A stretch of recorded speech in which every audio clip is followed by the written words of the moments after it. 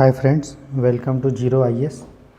UPSC prelims 2023 की तैयारी को और सुदृढ़ करने के लिए हम लोग आज पॉलिटी लक्ष्मीकांत का सुप्रीम कोर्ट शुरू करते हैं मात्र 15 मिनट में। और मात्र 3 पेज का नोट्स मैंने बनाया है सुप्रीम कोर्ट का, जो लक्ष्मीकांत में 24 पेजेज में दिया है, लेकिन मैंने उसको कंसाइज करके वही इंपॉर्टेंट पॉइंट्स को लिखा है जो उसके लिए प्रीलिम्स के लिए ज़रूरी है। आइए बिना समय गवाए हम इस लेक्चर को शुरू करते हैं। Welcome to zero IAS. देखिए, लक्ष्मीकांत पॉलिटी के 6th एडिशन में सुप्रीम कोर्ट चैप्टर नंबर 26 में दिया हुआ है। ये तकरीबन 24 पेजेज का है, ठीक है। बहुत स्क्रॉल करने के बाद आपको 20 जो है नेक्स्ट चैप्टर मिलेगा, जुडिशियल रिव्यू। इसको मैंने नोट्स मात्र 3 पेज में बनाया है, मैं इसको अच्छे से आपको समझाऊंगा। तो जीरो आईएएस में आपका स्वागत है। देखिए, सुप्रीम कोर्ट इंडिया में क्या है, इंटीग्रेटेड जुडिशरी है। इंटीग्रेटेड मतलब हम लोगों को अलग अलग जुडिशरी सेंटर और स्टेट पे नहीं है, एक है, ठीक है। डिस्ट्रिक्ट कोर्ट है, उसके ऊपर हाई कोर्ट और उसके ऊपर सुप्रीम कोर्ट। हाईएस्ट जुडिशरी किसको बोलते हैं? सुप्रीम कोर्ट और हाई कोर्ट को। और सबऑर्डिनेट किसको बोलते हैं? जितने भी हाई कोर्ट के नीचे कोर्ट होता है। Government of India act 1935 1935 act government of India act से हम लोगों को इंटीग्रेटेड जुडिशरी लिए हैं। इससे पहले हम लोगों के पास प्राइवेट काउंसिल होता था सुप्रीम कोर्ट के पहले, जो हाईएस्ट कोर्ट ऑफ अपील होता था, जहाँ पे सबसे उच्च लेवल पे हम लोग अपील कर पाते थे। लेकिन 28 जनवरी 1950 को हम लोगों ने प्राइवेट काउंसिल को हटा के और सुप्रीम कोर्ट लेके आए। इंटीग्रेटेड जुडिशरी का मतलब ये है कि ये हम लोग सेंटर और स्टेट दोनों के कानून को कोई भी कोर्ट सुन सकता है, चाहे वो सुप्रीम कोर्ट हो या हाई कोर्ट हो या डिस्ट्रिक्ट कोर्ट हो। सेंटर का भी कानून सुन सकता है और स्टेट का भी कानून, उससे रिलेटेड डिस्प्यूट्स को। पार्ट 5 में आर्टिकल 124 से 147 तक सुप्रीम कोर्ट का ऑर्गेनाइजेशन स्ट्रक्चर का मेंशन है। पार्लियामेंट को अथॉरिटी है कि इसको रेगुलेट कर ले, कि इसका स्ट्रक्चर क्या होगा, पावर्स क्या होगा। पार्लियामेंट के पास अथॉरिटी है। प्रेजेंट में 34 जज है, 34 जज है, जिसमें से 33 जज हैं और एक चीफ जस्टिस ऑफ इंडिया हैं। पार्लियामेंट के पास पावर है कि जजेस की संख्या को बढ़ाने का, ठीक है, याद रखिएगा। हाई कोर्ट में अगर जज की संख्या बढ़ाना है तो डिपेंड करता है प्रेसिडेंट पे, लेकिन सुप्रीम कोर्ट में अगर जजेस की संख्या बढ़ाना है तो डिपेंड करेगा पार्लियामेंट पे। पार्लियामेंट कानून बना के जज की संख्या को बढ़ाता है। अभी 34 जज हैं, including chief justice of India. जज अपॉइंट होते हैं प्रेसिडेंट के द्वारा। अगर चीफ जस्टिस ऑफ इंडिया को अपॉइंट करना है तो सुप्रीम कोर्ट के जज के साथ और हाई कोर्ट के जज के साथ कंसल्ट करना पड़ेगा, ठीक है। लेकिन अगर बाकी जज को अपॉइंट करना है तो सुप्रीम कोर्ट के जज से पूछेगा भी, हाई कोर्ट के जज से भी पूछेगा, साथ ही साथ चीफ जस्टिस ऑफ इंडिया से पूछेगा। और चीफ जस्टिस ऑफ इंडिया से पूछना, कंसल्ट करना, ये उसके लिए ऑब्लिगेशन, ये मैंडेटरी है प्रेसिडेंट के लिए, ठीक है, ये ध्यान दीजिएगा। तो यहाँ जो कंसल्टेशन का मतलब है कि कंसल्टेशन पूछना, उसका क्या मतलब है, इसको लेके सुप्रीम कोर्ट में 3 बार केस गया है। फर्स्ट जजेज केस 1982 में 1982, सेकंड जजेज केस 1993 और थर्ड जज केस जो है 1998 में गया है। फोर्थ जजेज केस 2014 में गया है। जो कंसल्टेशन का मतलब फर्स्ट जज में ये बोला गया कि केस में कि कंसल्टेशन का मतलब कनकरेंस नहीं है। कनकरेंस का मतलब ये है कि प्रेसिडेंट सिर्फ पूछेगा और जो भी decision chief justice of India या सुप्रीम कोर्ट या हाई कोर्ट के जज बोलेंगे वो प्रेसिडेंट पे बाइंडिंग नहीं होगा, ऐसा बोला गया फर्स्ट जजेस केस में, ठीक है। सेकंड जजेस केस में ये बोला गया कि प्रेसिडेंट अगर अपॉइंट कर रहे हैं जज को तो उसके लिए चीफ जस्टिस ऑफ इंडिया या सुप्रीम कोर्ट और हाई कोर्ट के जज से पूछ रहे हैं, तो जो भी वो डिसीजन बोलेगा, जो भी चीफ जस्टिस ऑफ इंडिया बोलेगा और 2 लोगों के जज के परमिशन के 2 जज के परमिशन के बाद, मतलब उससे कंसल्ट करके जो भी एडवाइस प्रेसिडेंट को बोलेगा वो एडवाइस प्रेसिडेंट पे बाइंडिंग होगा, ऐसा बोला गया सेकंड जजेस केस में। देखिए, फर्स्ट जजेस केस में बाइंडिंग नहीं था डिसीजन, जो भी वो अपना सलाह दिया, लेकिन सेकंड जजेस केस में जो भी chief justice of India, supreme court, high court के जज मिलके 2 लोग मिलके बोलेंगे तो वो बाइंडिंग होगा। और सेकंड जजेस केस में ही कोलेजियम का कॉन्सेप्ट आया, ठीक है। जो जज को अपॉइंट करने का जो मेथड है कोलेजियम, वो आया कोलेजियम। और इसी में बोला गया सेकंड जजेस केस में कि सीनियर मोस्ट जज जो भी होगा सुप्रीम कोर्ट का, जो सबसे ज़्यादा सीनियर होगा, उसी को चीफ जस्टिस ऑफ इंडिया को बनाया जाएगा। ये ध्यान रखिएगा, सेकंड जजेस केस बहुत इंपॉर्टेंट, जिसमें कोलेजियम आया और चीफ जस्टिस ऑफ इंडिया कौन होगा? सीनियर मोस्ट जज होगा, ये भी बोला गया। थर्ड जज केस में सेम चीज़ को रिपीट किया गया, लेकिन इसमें वो फर्स्ट जजेस केस में क्या बोला गया था, चीफ जस्टिस ऑफ इंडिया 2 जजेस से पूछेगा, ठीक है, दो लोगों का जजेस का ग्रुप होगा, उनसे पूछेगा। इसमें बोला गया कि चीफ जस्टिस ऑफ इंडिया 4 जजेस के ग्रुप से पूछेंगे, 4 जो सीनियर मोस्ट जजेस होगा उससे पूछेंगे, ठीक। फोर्थ जज केस में क्या हुआ, एक जो कोलेजियम सिस्टम था उसको हटा के पार्लियामेंट एक कानून बनाई थी जिसका नाम था national judicial appointment commission act, जो 99th कॉन्स्टिट्यूशनल अमेंडमेंट एक्ट 2014 में हुआ था। इसके बाद क्या होता है, कोलेजियम हट के एग्जीक्यूटिव और जुडिशरी दोनों मिल के अपॉइंट करती, जजेस को चुनती, लेकिन सुप्रीम कोर्ट इसको डिक्लेयर कर दिया कि ये कानून जो है वो गलत है, ये ध्यान दीजिएगा। अब देखिए सुप्रीम कोर्ट का जो जज होता है उसका जो क्वालिफिकेशन होता है उसमें एज का कोई क्राइटेरिया नहीं है, ठीक। क्वालिफिकेशन क्या है कि जो जज होना चाहिए वो सिटीजन होना चाहिए भारत का, प्लस अगर वो हाई कोर्ट का जज होना चाहिए 5 साल के लिए, नहीं तो हाई कोर्ट का एडवोकेट होना चाहिए 10 साल के लिए, या डिस्टिंग्विश्ड ज्यूरिस्ट डीजे होना चाहिए प्रेसिडेंट के नज़र में। अगर ये तीनों चीज़ है, या तो देखिए सिटीजन तो उसको होना ही होना पड़ेगा, अगर सिटीजन है उसके बाद उसको या तो हाई कोर्ट का जज है 5 साल के लिए, या हाई कोर्ट का एडवोकेट है 10 साल के लिए, या डिस्टिंग्विश्ड ज्यूरिस्ट है तो प्रेसिडेंट उसको अपॉइंट कर सकता है, ठीक है, ये ध्यान दीजिएगा।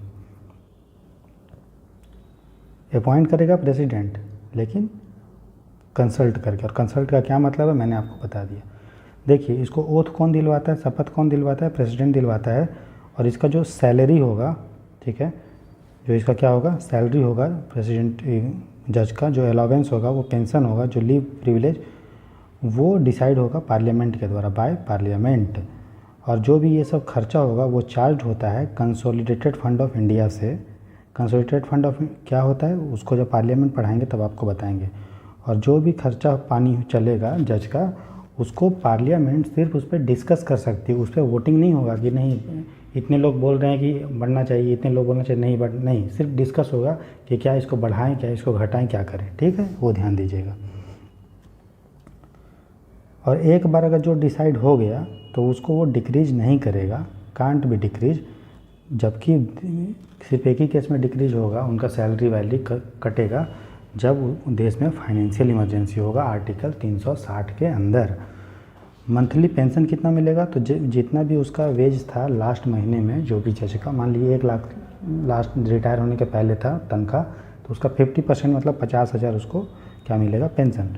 टेन्योर क्या है, कितने साल तक रहेगा, तो कॉन्स्टिट्यूशन ने फिक्स नहीं किया है, ठीक है, कि कितने साल तक रहेगा। कॉन्स्टिट्यूशन ने क्या बोला है कि 65 साल तक रहेगा। कोई जज अगर मान लीजिए 55 में सुप्रीम कोर्ट का जज बनता है तो वो कितने साल तक रहेगा बताइए, 65 साल तक रहेगा, मतलब 15 साल रहेगा। तो टेन्योर फिक्स नहीं है, लेकिन हाँ सिक्योरिटी ऑफ टेन्योर जरूर है कि क्या है कि 65 साल तक वो सुप्रीम कोर्ट का जज रहेगा, ठीक है, इतना समझ में आया आपको। तो जो मैक्सिमम एज है वो कितना है, 65 ईयर्स। डेजिग्नेशन किसको देगा, जो इसको अपॉइंट करेगा। कौन अपॉइंट करता है, प्रेसिडेंट करता है। रिमूवल कौन करेगा, प्रेसिडेंट। तो प्रेसिडेंट अपने मन से रिमूव नहीं करेगा, जिस तरह इलेक्शन कमीशन को खुद रिमूव नहीं करता है। कब वो रिमूव करता है, सुप्रीम कोर्ट के जजेज के अनुसार, है ना, आपको सुबह बताया था, तो आप उस लेक्चर को फिर से देखिए अगर डाउट है तो पार्लियामेंट के रिकमेंडेशन के आधार पे प्रेसिडेंट जो होगा जज को रिमूव करेगा। तो कैसे रिमूव होता है, प्रेसिडेंट कैसे रिमूव करता है जज को, तो देखिए जज ये कॉन्स्टिट्यूशन में नहीं लिखा हुआ है। अगर लिख देगा यूपीएससी कंफ्यूज करने के लिए क्या लिख देगा, the procedure of removal of जजेज is mentioned in the constitution of India. ये गलत है। जजेज इंक्वायरी एक्ट 1968 में मेंशन है कि किस तरह जज को रिमूव करने का क्या क्या प्रोसेस होगा, क्या क्या ग्राउंड है। तो देखिए ग्राउंड है 2, एम आई मतलब मिसबिहेवियर या इनकैपेसिटी, 2 ग्राउंड है, ठीक है। और मिसबिहेवियर क्या है, इनकैपेसिटी क्या है, मेंशन नहीं है कॉन्स्टिट्यूशन में, ठीक है।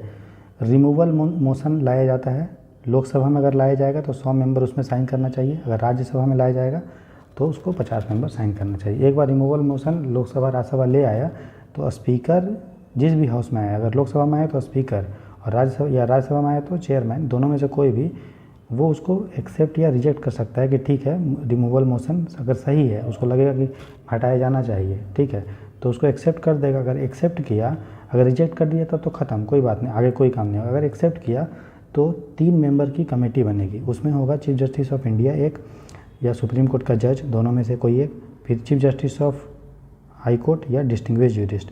फिर ये अगर बोल दिया कमेटी की ग्राउंड सही है हटाने का, तब तो आगे प्रोसेस होगा, अगर नहीं है तो वहीं पे मैटर ख़त्म हो जाएगा। अगर बोला यस हटाना चाहिए तो क्या होगा, स्पेशल मेजॉरिटी दोनों हाउस के स्पेशल मेजॉरिटी से वो पास होना चाहिए। ठीक है, अगर स्पेशल मेजॉरिटी से पास होना चाहिए तो जो सुप्रीम कोर्ट के जज को रिमूव किया जाता है उसके लिए स्पेशल मेजॉरिटी दोनों हाउस से पास होना चाहिए। स्पेशल मेजॉरिटी का मतलब ये है कि दो इसमें क्राइटेरिया है। पहला है कि जितने भी मेंबर प्रेजेंट हैं उस हाउस में और वोटिंग कर रहे हैं उसका 2/3 प्लस जितना भी उस हाउस का मेंबरशिप था, टोटल मेंबरशिप उसका 50% दोनों से पास होना चाहिए। 50% प्लस टोटल मेंबरशिप का और 2/3 प्रेजेंट एंड वोटिंग का। अगर ये पास होता है तो फिर जाता है प्रेसिडेंट के पास और प्रेसिडेंट ऑर्डर दे देते हैं तो वो रिमूव हो जाता है। तो ये एक लंबा सा प्रोसेस है सुप्रीम कोर्ट के जज को रिमूव करने का। अभी तक कोई भी जज सुप्रीम कोर्ट का रिमूव नहीं हुआ है। सिर्फ एक ही बार रिमूवल मोशन लाया गया था लेकिन वो भी पास नहीं हो पाया था हाउस में। ठीक है, उसके बाद देखिए जो acting chief justice of India होते हैं, ठीक है ना, उसको अपॉइंट कौन करता है, प्रेसिडेंट। मान लीजिए चीफ जस्टिस ऑफ इंडिया का पोस्ट खाली है या छुट्टी पे है या भूख या उनको बीमार हैं वो, तो प्रेसिडेंट क्या करेगा, जो सुप्रीम कोर्ट का जज होगा सीनियर मोस्ट उसी को प्रेसिडेंट जो है चीफ जस्टिस ऑफ इंडिया बनाएगा। ठीक, सुप्रीम कोर्ट में जब कोरम नहीं होता है, कोरम मतलब कोई भी कोर्ट को केस को सुनने के लिए कुछ रिक्वायर्ड मेंबर चाहिए, मान लीजिए उतना नहीं है, तो चीफ जस्टिस ऑफ इंडिया क्या करेगा, हाई कोर्ट के जज को सुप्रीम कोर्ट का एडहॉक जज बना सकता है। एडहॉक माने टेम्पररी, कुछ समय के लिए, लेकिन उसके लिए उसको प्रेसिडेंट का प्रायर कंसेंट चाहिए, पहले उसको परमिशन लेना पड़ेगा और जिस हाई कोर्ट का जज को बना रहा है उस हाई कोर्ट के चीफ जस्टिस से जो है कंसल्ट करना पड़ेगा। ठीक है, एडहॉक जज के लिए प्रोविज़न है। कौन कर रहा है इसको, चुन कौन रहा है, चीफ जस्टिस ऑफ इंडिया। और acting chief justice of India कौन बना रहा है, प्रेसिडेंट, ये याद रखना है। उसी तरह जो रिटायर्ड जज होते हैं सुप्रीम कोर्ट या हाई कोर्ट के, उसको भी सुप्रीम कोर्ट का जज बनाया जा सकता है, चीफ जस्टिस ऑफ इंडिया बनाता है। ठीक है, लेकिन परमिशन किसका लेना पड़ेगा, उस आदमी का, और प्रेसिडेंट का कंसेंट चाहिए। तो देखिए दो चीज़ जो है, एक है एडहॉक जज और एक है रिटायर्ड जज। उसको जब सुप्रीम कोर्ट का जज बनाना है, दोनों को बनाता है चीफ जस्टिस ऑफ इंडिया ही बनाता है, लेकिन जो acting chief justice of India उसको बनाता है प्रेसिडेंट। ठीक है, उसके बाद देखिए सुप्रीम कोर्ट कहाँ पे है, अभी दिल्ली में है, लेकिन अगर उसको कहीं और बनाना है तो चीफ जस्टिस ऑफ इंडिया बना सकता है दूसरी जगह। मान लीजिए पटना में सुप्रीम कोर्ट बनाना है तो बनाया जा सकता है, लेकिन उसके लिए प्रेसिडेंट का प्रायर अप्रूवल चाहिए। अभी प्रेजेंट में कहाँ पे है, सुप्रीम कोर्ट दिल्ली में है। देखिए कोर्ट का जो प्रोसीजर होता है उसमें उसको रेगुलेट करने के लिए सुप्रीम कोर्ट रूल्स बना सकता है, लेकिन प्रेसिडेंट का अप्रूवल के बाद। जो कॉन्स्टिट्यूशनल केसेस होता है या आर्टिकल 143, उसमें प्रेसिडेंट पूछ सकता है। आर्टिकल 143 में कोई भी केस को प्रेसिडेंट जो है सुप्रीम कोर्ट से पूछ सकता है। उसके लिए 5 जजेज का बेंच बनाया जाना चाहिए। कितने जजेज बेंच, 5 जजेज बेंच, कॉन्स्टिट्यूशनल केसेस को डील करने के लिए, या प्रेसिडेंट अगर आर्टिकल 143 के अंदर कोई सलाह लेता है सुप्रीम कोर्ट से, तो 5 जजेज का बेंच, मिनिमम 5 जज का उसमें होना चाहिए बेंच में। और बाकी चीज़ों के लिए सिंगल जज का भी हो सकता है या डिवीज़न बेंच भी हो सकता है। सुप्रीम कोर्ट एक फेडरल कोर्ट है। फेडरल कोर्ट मतलब ये सेंटर का भी कानून को सुनता है और स्टेट के भी कानून को सुनता है, और हाईएस्ट कोर्ट ऑफ अपील है। ये सबसे उच्च लेवल पे अपील यहीं पे कर सकते हैं। ये फंडामेंटल राइट का गारंटर है और कॉन्स्टिट्यूशन का गार्जियन भी है। जज का जो कंडक्ट होता है उसको हम डिस्कस नहीं कर सकते। कहने का मतलब ये है, जज ने कैसा काम, मान लीजिए कोई जज हॉल में ये कोर्ट में मूवी देख रहा है या उसका कुछ और भी कर रहा है, कोई भी उसका काम को हम लोग डिस्कस नहीं कर सकते हैं। सिर्फ एक ही समय में डिस्कस कर सकते हैं जब हम उसको इम्पीच करेंगे। जो इम्पीचमेंट मोशन था, रिमूवल मोशन, उसी को इम्पीचमेंट मोशन कहते हैं। तो उसको जब इम्पीच करेंगे तो उसी समय हम उसका जो है डिस्कस कर सकते हैं कंडक्ट को। सुप्रीम कोर्ट का जो जज होता है रिटायर्ड होने के बाद कोई प्रैक्टिस नहीं कर सकता, मतलब वो किसी दूसरे कोर्ट में जाके वकालत नहीं कर सकता, ये उस पर बैन है। उसी तरह सुप्रीम कोर्ट को कंटेम्प्ट का पावर है, मतलब कोई उसका कोर्ट को निंदा करता है तो सुप्रीम कोर्ट को आर्टिकल 129 और हाई कोर्ट को आर्टिकल 215 के अंदर जो है, आर्टिकल 215 के अंदर उसको कंटेम्प्ट ऑफ कोर्ट का पावर है। सुप्रीम कोर्ट को ये फ्रीडम है कि वो जो है स्टाफ को अपॉइंट करने का, इसीलिए जो सुप्रीम कोर्ट में वैकेंसी निकलती है, हाई कोर्ट में वैकेंसी निकलती है, गवर्नमेंट नहीं निकालती है। कौन निकालता है? कोर्ट निकालता है स्टाफ को अपॉइंट करने का। Parliament can not cartel it's power. Parliament के पास पावर नहीं है कि सुप्रीम कोर्ट का जो भी पावर हो उसको डिक्रीज करे। पार्लियामेंट नहीं कर सकता। पार्लियामेंट सुप्रीम कोर्ट के पावर को बढ़ा सकता है लेकिन कम नहीं कर सकता है, ये याद रखिएगा। दूसरे पेज देखते हैं।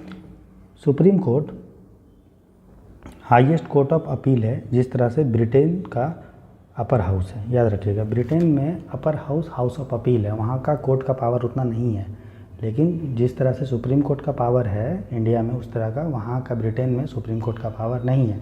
वो पावर किसको दे दिया गया है? वहाँ के अपर हाउस को। ठीक है, जैसे इंडिया में राज्यसभा है, वहाँ पे हाउस ऑफ लॉर्ड्स हैं। ओरिजिनल जुरिस्डिक्शन क्या होता है? अब हम लोग जुरिस्डिक्शन देखेंगे सुप्रीम कोर्ट का कौन कौन सा जुरिस्डिक्शन है।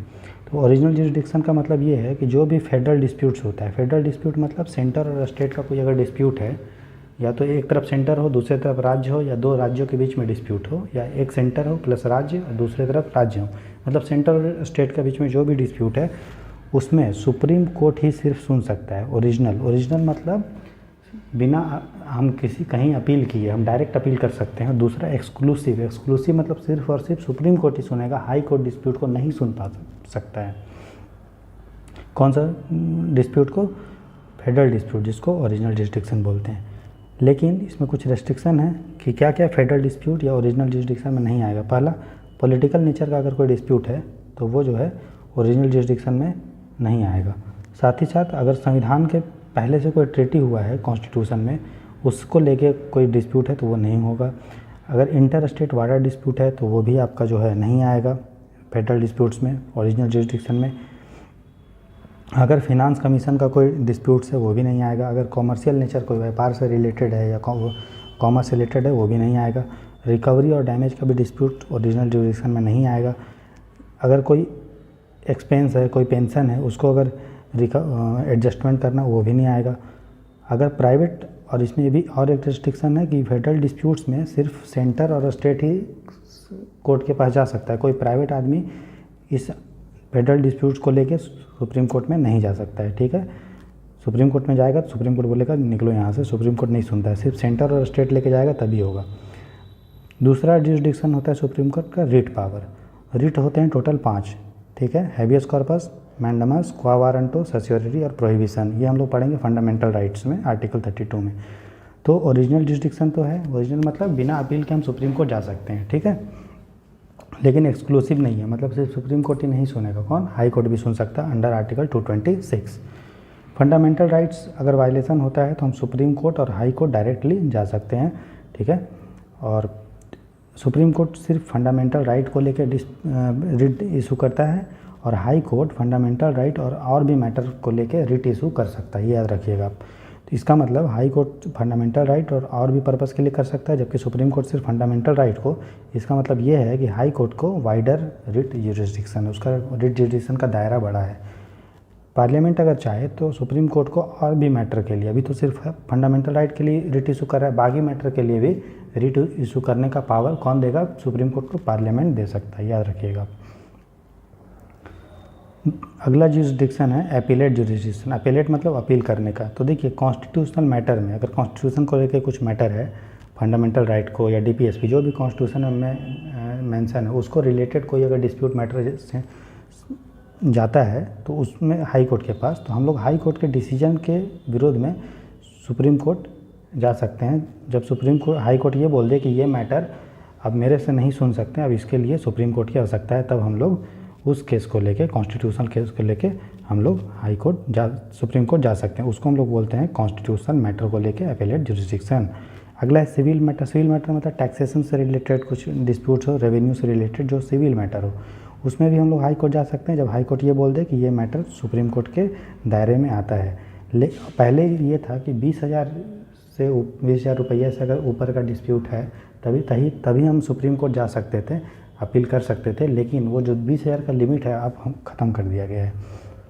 अगला जो क्रिमिनल मैटर को लेके सुप्रीम कोर्ट हम लोग जा सकते हैं, अपील कर सकते हैं, जब हाई कोर्ट क्या करे, कोई आदमी छूटने वाला था, ठीक है, लेकिन कोई कैदी है वो छूटने वाला था, लेकिन उसको हाई कोर्ट ने 10 साल का जेल या लाइफ पूरे जीवन के लिए कारावास दे दिया या मृत्यु दे दिया, तब उसके डिसीजन के विरुद्ध में हम लोग सुप्रीम कोर्ट जा सकते हैं। मतलब छूटने वाला था, लेकिन हाई कोर्ट ने छोड़ने के बजाय क्या किया, उसको जेल दे दिया, उसको मृत्यु दंड दे दिया, उसको जीवन भर कारावास दे दिया, उम्र कैद दे दिया, तब जा सकते हैं। या सुप्रीम कोर्ट और क्या करेगा, लोअर जुडिशियरी से, ठीक है, हाई कोर्ट, ठीक है, एक मैटर को लेकर सुप्रीम कोर्ट जा सकते हैं, हाई कोर्ट के इस मैटर को। दूसरा मैटर अगर हाई कोर्ट क्या करे, लोअर जुडिशियरी मतलब डिस्ट्रिक्ट कोर्ट या उसके नीचे का केस, उस केस को वहाँ से ले लिया लोअर जुडिशियरी से, और हाई कोर्ट उस पर खुद फैसला दे दिया, और उस आदमी को 10 साल से ऊपर का सज़ा या 10 साल का सज़ा, मृत्यु दंड या उम्र कैद दे दिया, तो भी उस मैटर में वो आदमी जो है सुप्रीम कोर्ट में अपील कर सकता है हाई कोर्ट डिसीजन के अगेंस्ट में। मतलब किसी भी केस में या तो हाई कोर्ट खुद उसको सज़ा वजह दे दिया, ठीक है, छोड़ने के बजाय, या दूसरे केस को अपने पास लेके फिर हाई कोर्ट सज़ा दे दिया उस आदमी को, तो वो आदमी सुप्रीम कोर्ट जा के अपील कर सकता है, ठीक है, ये आप याद रखिएगा। तो जो 1 और 2 केस है जिसमें आदमी छोड़ना था लेकिन उसको सज़ा दे दिया, या फिर लोअर जुडिशरी से लेके हाई कोर्ट ने सज़ा दे दिया, उस केस में उस आदमी को अधिकार है जाने का। लेकिन अगर हाई कोर्ट जो है किसी आदमी को जो कन्विक्ट था, जो दोषी था, तो दोषी को ख़त्म कर दिया और उसको अगर छोड़ दिया है, ठीक है, दोष को ख़त्म करके अगर छोड़ दिया है, तो उस केस में हम अपील नहीं कर सकते। बात समझ में आया आपको? अगर छोड़ने के बजाय मृत्यु दंड दे दिया तब जा सकते हो, लेकिन अगर केस को सज़ा सुनाने के बजाय उसको छोड़ दिया तब नहीं जा सकते, ये अधिकार आपका नहीं है, ठीक है, ये ध्यान दीजिएगा आप। अगला है अपील कर सकते हैं हम स्पेशल लीव लेके, पिटीशन, उसको बोलते हैं स्पेशल लीव पिटीशन। ये सुप्रीम कोर्ट के पास डिस्क्रिशनरी पावर है, सुप्रीम कोर्ट चाहेगा तब आपको स्पेशल लीव पिटीशन के तहत आपको अपील को सुन सकता है। इसके पास वो फाइनल पावर भी है और इंटरलोक्यूटरी। फाइनल मतलब वो डिसीजन पे वो फाइनल सज़ा दे सकता है, ठीक है ना, सुप्रीम कोर्ट सुन सकता है, मान लो फाइनल फैसला हो तो, या अगर फैसला भी सुनाया नहीं गया है हाई कोर्ट के द्वारा या लोअर जुडिशरी के द्वारा, फिर भी उस फैसले को supreme court special leave petition के तहत केस को सुन सकता है, ठीक। लेकिन कुछ में रिस्ट्रिक्शन है कि यहाँ की स्पेशल लीव पिटीशन नहीं लगेगा। एक ये है कि अगर वो मिलिट्री कोर्ट का फैसला हो, बस इतना ध्यान देना है। ये जो स्पेशल लीव पिटीशन का जो पावर है सुप्रीम कोर्ट का, वो बहुत वाइड है और इसमें प्लेनरी जुरिस्डिक्शन है। एडवाइजरी जुरिस्डिक्शन क्या होता है, सुप्रीम कोर्ट में आर्टिकल 143 के अगेंस्ट जो है सुप्रीम कोर्ट के पास एडवाइजरी जुरिस्डिक्शन है। इसके तहत प्रेसिडेंट जो होता है वो सुप्रीम कोर्ट का एडवाइस को ले सकता है, ठीक है। तो जो एडवाइस 2 केसेस में दे सकता है सुप्रीम कोर्ट, एक होता है पब्लिक इंपॉर्टेंस का कुछ इशू, कोई लोकहित का कोई मुद्दा है, और दूसरा प्री कॉन्स्टिट्यूशन ट्रीटी है, संविधान बनने से पहले कोई अगर ट्रीटी हुआ है तो उसका, अगर वो लोकहित का मुद्दा है तो सुप्रीम कोर्ट उस पर सलाह दे भी सकता है, नहीं भी दे सकता है। अगर प्रेसिडेंट बोले, अगर कुछ पूछे तो उसे मना भी कर सकता है और दे भी सकता है। लेकिन अगर वो प्री कॉन्स्टिट्यूशन ट्रीटी है तो उसमें सुप्रीम कोर्ट को मस्ट गिव, सुप्रीम कोर्ट को देना ही पड़ेगा, उस पर क्या है, मैंडेटरी है, ये ध्यान देना है आपको। और चूँकि ये एडवाइस है, प्रेसिडेंट को कौन दे रहा है एडवाइस, सुप्रीम कोर्ट, तो ये एडवाइस हमें कभी भी बाइंडिंग नहीं होता। तो ये जो कोई भी एडवाइस हो, चाहे 1 के केस में, इसमें या इसमें, वो बाइंडिंग नहीं होगा प्रेसिडेंट पे, ठीक है। अब देखिए court of appeal, court of record का क्या मतलब है, तो इसका 2 मतलब है कि सुप्रीम कोर्ट का 2 पावर होता है। पहला ये कि इसका जो डिसीजन होता है वो लीगल प्रेसिडेंट और रेफरेंस के काम में आता है। मतलब सुप्रीम कोर्ट में जो भी फैसला लिया गया, बाकी कोर्ट उसको जो है एक लीगल रेफरेंस लेके उसको सुनाते हैं। मान लीजिए कुछ केस पे डिसीजन दिया मर्डर को लेके, तो जो भी सुप्रीम कोर्ट बोला, बाकी केस उसको रेफरेंस लेके उसी जैसा अगर कुछ मैटर आया तो वही चीज़ को रिपीट कर सकते हैं। तो पहला तो ये है कोर्ट ऑफ रिकॉर्ड का काम। दूसरा है कंटेम्प्ट ऑफ कोर्ट, इसी के अंडर आता है कोर्ट ऑफ रिकॉर्ड में। इसमें सुप्रीम कोर्ट को पनिश करने का पावर है। तो जो कंटेम्प्ट ऑफ कोर्ट होता है वो 2 टाइप का होता है, एक सिविल और एक होता है क्रिमिनल। क्रिमिनल मतलब अगर कोर्ट की गरिमा को गिराया जाता है या कोर्ट को काम करने से रोकते हैं, गरिमा को गिराएंगे, गाली वाली दे देंगे या कुछ बोल देंगे या काम करने से रोकेंगे, तो वो क्रिमिनल कोर्ट ऑफ कंटेम्प्ट होगा।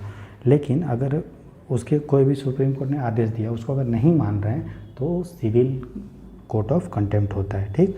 तो कोर्ट ऑफ कंटेम्प्ट जो होता है, सुप्रीम कोर्ट सिर्फ अपने, उसको कोई अगर भला बुरा बोले या उसके डिसीजन को माने तो अब तो कंटेम्प्ट ऑफ पावर यूज कर ही सकता है। लेकिन बाकी इंडिया में कोई भी कोर्ट हो, अगर उसको कोई आदमी कुछ बोल रहा है या उसके डिसीजन को नहीं मान रहा है, फिर भी सुप्रीम कोर्ट उसके लिए भी कंटेम्प्ट ऑफ कोर्ट का पावर को यूज कर सकता है। ये ध्यान देना आपको। पावर ऑफ जुडिशियल रिव्यू, इसका मतलब जुडिशियल रिव्यू का मतलब क्या है कि पार्लियामेंट, ये जो सुप्रीम कोर्ट है वो कोई भी डिसीजन को, कोई भी कोर्ट के फैसले को, कोई भी पार्लियामेंट्री कानून को, अगर पार्लियामेंट का कानून या कोई भी का कानून फंडामेंटल राइट या संविधान के अगर अगेंस्ट होगा तो उसको दोबारा से रिव्यू कर सकता है, और अगर उसको वायलेट करेगा फंडामेंटल राइट को या संविधान को तो सुप्रीम कोर्ट उसको डिक्लेयर कर देगा ये कानून क्या है, गलत है। ये अल्ट्रा वायर से अगर वायलेट कोई कानून करता है, कॉन्स्टिट्यूशन को करता है, तो सुप्रीम कोर्ट उसको क्या नल एंड वाइड डिक्लेयर कर देगा। सुप्रीम कोर्ट कॉन्स्टिट्यूशन का फाइनल इंटरप्रेटर है, ठीक।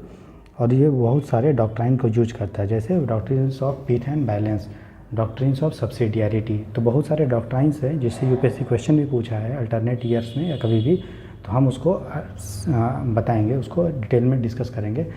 5 से 10 मिनट का लेक्चर होगा जिसमें 10-12 डॉक्ट्राइंस को हम पढ़ेंगे, ठीक।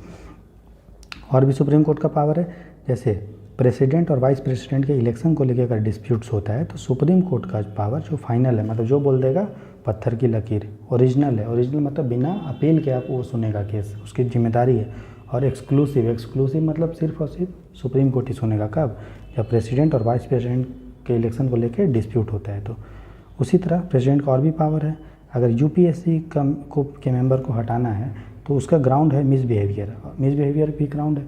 तो मिसबिहेवियर है या नहीं है, तो उसके लिए प्रेसिडेंट पूछता है किससे, आपका सुप्रीम कोर्ट से। तो सुप्रीम कोर्ट जो भी एडवाइस देता है, सुप्रीम कोर्ट्स का जो भी एडवाइस देता है वो बाइंडिंग होता है, ठीक, किस पे, प्रेसिडेंट पे।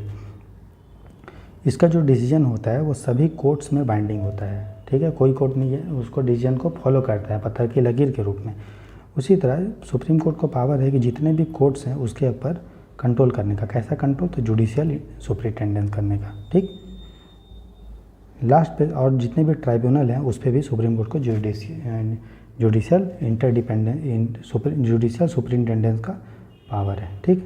आगे देखते हैं, सुप्रीम कोर्ट क्या कर सकता है, कोई भी हाई कोर्ट का अगर केस है तो उसको अपने में ट्रांसफ़र कर सकता है, अपने सुन सकता है, या मान लो पटना हाई कोर्ट है और दूसरा रांची हाई कोर्ट है, कोई मैटर एक्स अगर पटना हाई कोर्ट में है तो उसको उस केस को ट्रांसफ़र कर सकता है रांची हाई कोर्ट में, ये भी कर सकता है सुप्रीम कोर्ट, ठीक है। या पटना हाई कोर्ट में कोई मैटर है तो उसको अपने केस में ट्रांसफ़र कर सकता है अपने पास, ठीक है। ये भी सुप्रीम कोर्ट को पावर है। उसी तरह सुप्रीम कोर्ट जो होता है वो सेल्फ करेक्टिंग एजेंसी होता है, मतलब अपने डिसीजन को बार बार वो रिव्यू करता है। जिस तरह जैसे एग्जांपल दिया था मैंने, प्रियम्बल जो है गोलकनाथ केस में बोला गया था कि पार्ट नहीं है कॉन्स्टिट्यूशन का, लेकिन केशवनाथ भारती केस में क्या बोल दिया गया, पार्ट। तो जब मैटर आया कि पार्ट है या नहीं है तो दोबारा से अपने को डिसीजन को वो रिव्यू करता है, करेक्ट करता है, इसलिए वो सेल्फ करेक्टिंग एजेंसी है। इसका जो जुरिस्डिक्शन और जो पावर है वो यूनियन लिस्ट में पार्लियामेंट बढ़ा सकता है। यूनियन लिस्ट आपको पता है 3 टाइप का लिस्ट होता है, यूनियन, कंकरेंट और स्टेट लिस्ट, ठीक है। तो यूनियन लिस्ट में जो भी मैटर है उसमें अगर सुप्रीम कोर्ट के पावर को बढ़ाना है तो सिर्फ और सिर्फ पार्लियामेंट बढ़ाएगा, लेकिन बाकी अदर मैटर में पार्लियामेंट बढ़ा सकता है, स्टेट लेजिस्लेचर, ठीक है। तो याद रखिएगा जुरिस्डिक्शन सुप्रीम कोर्ट का पार्लियामेंट भी इंक्रीज कर सकता है और स्टेट लेजिस्लेचर। अगर यूनियन लिस्ट है तो सेंटर, पार्लियामेंट, और स्टेट है लिस्ट है या कंकरेंट है तो पार्लियामेंट और स्टेट लेजिस्लेचर दोनों। आप देख रहे हैं जीरो IAS, सब्सक्राइब जरूर कीजिएगा और कैसा लगे ज़रूर बताइएगा।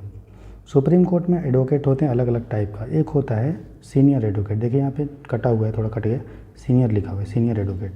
तो देखिए इसको कौन बोलता है कि सीनियर एडवोकेट है या नहीं, तो कौन बोलता है, हाई कोर्ट या सुप्रीम कोर्ट। तो ये जो होते हैं advocate, senior advocate high court में या सुप्रीम कोर्ट में, उसको वो क्या करेंगे, जो एडवोकेट ऑन रिकॉर्ड होता है जिसको जूनियर एडवोकेट कहते हैं, उसके बिना अपीयर नहीं कर सकता। मतलब जब भी वो कोर्ट में घुसेगा सीनियर एडवोकेट तो उसके साथ जूनियर एडवोकेट या एडवोकेट ऑन रिकॉर्ड जरूर होगा, ये ध्यान दीजिएगा। एडवोकेट ऑन रिकॉर्ड को ही जूनियर एडवोकेट बोलते हैं। ये कोर्ट में, सुप्रीम कोर्ट में जो है अकेले जा सकता है, कोई भी मैटर को लेके सुप्रीम कोर्ट में जा सकता है, खुद से अपीयर हो सकता है। सीनियर एडवोकेट हमेशा इसके साथ जाएगा, ठीक है, क्योंकि सीनियर है ना तो एक साथ चाहिए। अदर एडवोकेट का होता है जो सीनियर एडवोकेट भी नहीं है और जो एडवोकेट ऑन रिकॉर्ड भी नहीं है, लेकिन उसका नाम जो है, जो स्टेट बार काउंसिल का जो रोल होता है, जो कोर्ट एक्ट के अंदर है, उसका नाम होता है, प्लस वो कोई डॉक्यूमेंट और मैटर कोर्ट के पास नहीं लेके जा सकता है, उसको या तो इसके साथ जाएगा या इसके साथ जाएगा, खुद नहीं फाइल कर सकता है कोई भी केस, ठीक है। लास्ट देखते हैं कि इंडिया के सुप्रीम कोर्ट और अमेरिका के सुप्रीम कोर्ट में क्या अंतर है। तो देखिए, इंडिया के सुप्रीम कोर्ट में जो ओरिजिनल जुरिसडिक्शन है, मतलब जो फेडरल डिस्प्यूट्स है, सिर्फ फेडरल केसेस को लेके ही जा सकते हैं, लेकिन अमेरिका के सुप्रीम कोर्ट में फेडरल केसेस प्लस नेवल को केसेस, वहाँ का जो नेवी है उसको भी लेके, पानी को लेके, वाटर को लेके डिस्प्यूट होता है तो जा सकते हैं। इंडिया के सुप्रीम कोर्ट को अपेलेट पावर है कि अपील करने का हम लोग जा सकते हैं, कॉन्स्टिट्यूशन केस में जा सकते हैं, मैंने पढ़ा दिया, सिविल में भी जा सकते हैं, क्रिमिनल में भी, लेकिन यहाँ पे सिर्फ कॉन्स्टिट्यूशन में जा सकते हैं। इंडिया के सुप्रीम कोर्ट को स्पेशल लीव पिटीशन ऊपर पढ़े हैं हम लोग, लेकिन यहाँ पे नहीं है। यहाँ इंडिया का जो सुप्रीम कोर्ट का जो जुडिशियल पावर है वो बहुत लिमिटेड है, लेकिन वहाँ पे वाइड है, याद रखिएगा, बहुत एक्सपैंड है। इंडिया के सुप्रीम कोर्ट को एडवाइजरी जुरिसडिक्शन है, वो जो प्रेसिडेंट को आर्टिकल 143 के अंदर एडवाइस देता है, लेकिन अमेरिका के कोर्ट में नहीं है। पार्लियामेंट चाहे तो पावर इंक्रीज कर सकता है, स्टेट लेजिस्लेचर भी कर सकता है, लेकिन अमेरिका के कॉन्स्टिट्यूशन सुप्रीम कोर्ट को जो वहाँ के कॉन्स्टिट्यूशन ने राइट दिया है, जो भी पावर दिया है, बस वही होगा। वहाँ का जो संसद होगा, सेनेट जो बोलते हैं या कांग्रेस बोलते हैं, वो नहीं इंक्रीज कर सकता। इंडिया का सुप्रीम कोर्ट राइट को प्रोटेक्ट करता है सिटीजन का, लेकिन जो प्रिंसिपल है वो है प्रोसीजर इस्टेब्लिश्ड बाय लॉ। ये आपको बताएंगे फंडामेंटल राइट, जब हम लोग आर्टिकल 21 पढ़ेंगे ना, right to life and personal liberty, तो उसमें हम आपको अच्छे से बताएंगे। लेकिन अमेरिका का सुप्रीम कोर्ट वो ड्यू प्रोसेस ऑफ लॉ को फॉलो करता है, मतलब कानून कैसे बना है वो देखता है सुप्रीम कोर्ट। अगर कानून सही तरीके से बना है तो उसको आधार बना के इंडिया का सुप्रीम कोर्ट अपना जो है कोई भी केस को देखता है। लेकिन जब मेनका गांधी केस हुआ तो हम लोग ड्यू प्रोसेस ऑफ लॉ को फॉलो करते हैं, लेकिन मेनली हम लोग प्रोसीजर इस्टेब्लिश्ड बाय लॉ देखते हैं कि कानून प्रोसेस सही तरीके से बना है या नहीं। ड्यू प्रोसेस ऑफ लॉ में क्या होता है कि हम लोग ये नहीं देखते हैं कि कानून सही तरीके से बना है कि नहीं, मतलब प्रोसीजर सही है कि नहीं। लोकसभा ने पास किया, राज्यसभा ने किया, प्रेसिडेंट अगर एसेंट रही है तो कानून सही है। ये किस में देखते हैं? इंडिया कॉन्स्टिट्यूशन में, जो मेनका गांधी केस से पहले देखते थे। लेकिन ड्यू प्रोसेस ऑफ लॉ में क्या होता है, सिर्फ हम लोग ये नहीं देखते हैं कि उसका प्रोसीजर क्या था, बल्कि प्रोसेस भी देखते हैं कि कानून किस लिए लाया गया था, क्या सही ग्राउंड पे लाया गया था कि नहीं। उसका हम लोग पूरा प्रिंसिपल के अलावा उसका हम लोग इंटेंट, जो इंटेंट भी देखते हैं कि किस लिए लाया गया था, क्या इससे फ़ायदा हुआ, नुकसान हुआ, क्या। इसलिए क्योंकि बहुत ज़्यादा चीज़ देख रहे हैं, इसीलिए जो अमेरिका का कॉन्स्टिट्यूशन है, उस जो सुप्रीम कोर्ट है, उसको जुडिशियल रिव्यू का पावर क्या है, वाइड है। उसके बाद इंडिया का जो सुप्रीम कोर्ट है उसको बाकी कोर्ट पे कंट्रोल और जुडिशियल सुपरिटेंडेंस का है, लेकिन अमेरिका में नहीं है। क्यों नहीं है? कि अमेरिका में जो है ट्रू फेडरलिज्म है, वहाँ पे डबल या सेपरेट जुडिशियल सिस्टम है। वहाँ पे स्टेट के लिए अलग कोर्ट है, सेंटर के लिए अलग कोर्ट है। लेकिन चूँकि इंडिया में एक ही कोर्ट है, सबसे टॉप है सुप्रीम कोर्ट, तो इसीलिए बाकी कोर्ट पे वो जुडिशियल जो है सुपरिटेंडेंस करता है। ठीक है, इस तरह से जो है हम लोगों ने इस सुप्रीम कोर्ट के लेक्चर को मात्र आधे घंटे में 3 पेजेज में कर लिया। चूँकि एक्सप्लेन करने में इसमें टाइम लगा, इसलिए ये लेक्चर थोड़ा एक्सटेंड हो गया। अब थोड़ा हम आपको लक्ष्मीकांत में दिखाते हैं कि ये जो है कितना वहाँ पे एक्सपेंड करके दिया हुआ था। ठीक है, और आप लोगों ने कितना आसानी से जो है इसको कंप्लीट कर दिया। ठीक, तो देखिए,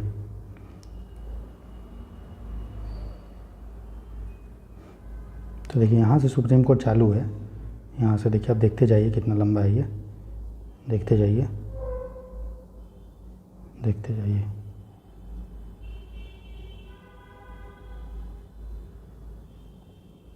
देखिए, सब चीज़ आपको पढ़ाया गया है, कुछ नहीं छोड़ा गया है, सब चीज़ पढ़ा दिया गया है। ठीक है, देखिए सुप्रीम कोर्ट यहाँ तक है आपका। ठीक है, मात्र आपको 3 पेज में पढ़ाया है, इसलिए मैं बोल रहा हूँ कि ये जो मैं भी जो भी पढ़ा रहा हूँ वो एकदम कंसाइज पढ़ा रहा हूँ। यूपीएससी प्रीलिम्स 2023 को गए टारगेट लेके पढ़ा रहा हूँ। आपका कोई भी टाइम वेस्ट नहीं होगा। बस आप इस चैनल को सब्सक्राइब कीजिए और बेल आइकन को ज़रूर दबाइएगा, तो आपको नोटिफिकेशन मिल जाएगा।